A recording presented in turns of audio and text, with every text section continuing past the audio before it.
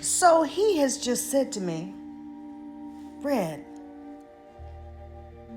when are we going to do this? My best friend of 35 years. I've had a shift, and then he's noticing the energy and he's saying, when are we finally going to do this? Again, at the time, I really did not understand. When I say I really did not understand what was happening, that's the truth. I now, years later, know that this was a destiny point, that was a destined event that would forever change the course of my life. And so I'm still processing it. I'm still confused.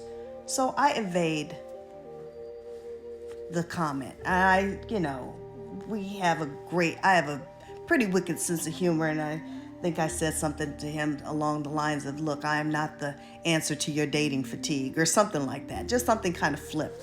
But the next morning, because I can barely sleep because this is happening, and my other female best friend, I'm staying at her home, and she was wanting to take a walk. She walks this Keller Hill that's humongous, and she's like, she invited me to come. So remember, at the time, I'm 209 pounds, so this is a great effort on my behalf,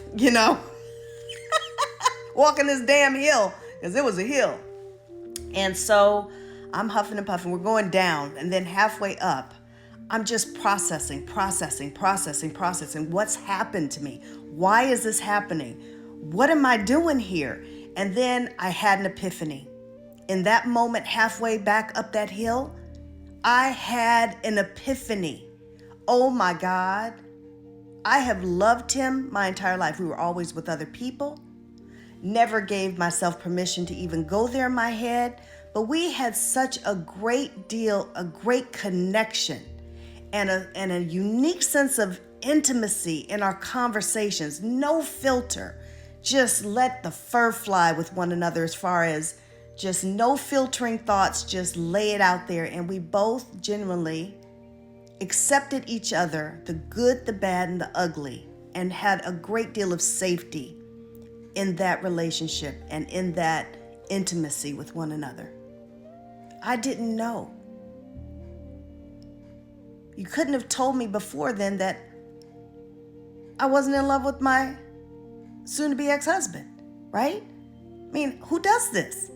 It was bizarre to me.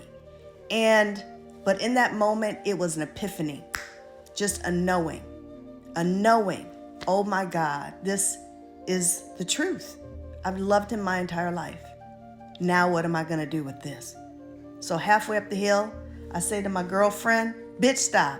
I gotta tell you something. because hear me when I say, that girl knows everything about me. Every thought, anything. I could tell her that I have to watch what I say here. She knows where all the bodies are buried. Let's put it that way, right? If there were some. Metaphorically speaking, I can tell her anything. Just like him. That's why they were my best friends. And I say to her, I'm about to tell you something that is going to be hard for me to admit, and you're going to think I've taken an even deeper dive into my special brand of crazy. I said, listen to what happened yesterday. And I took her back to me opening that door and everything changing. And then she's like, oh, that was kind of crazy what you said about if you loved me, you wouldn't leave. I'm like, girl, it got crazier. The phone conversation I told her. And she's looking at me like, how can I not know this? I'm your best friend. How can I not know this? I'm like, how could I not know this? I can't tell you what I don't know.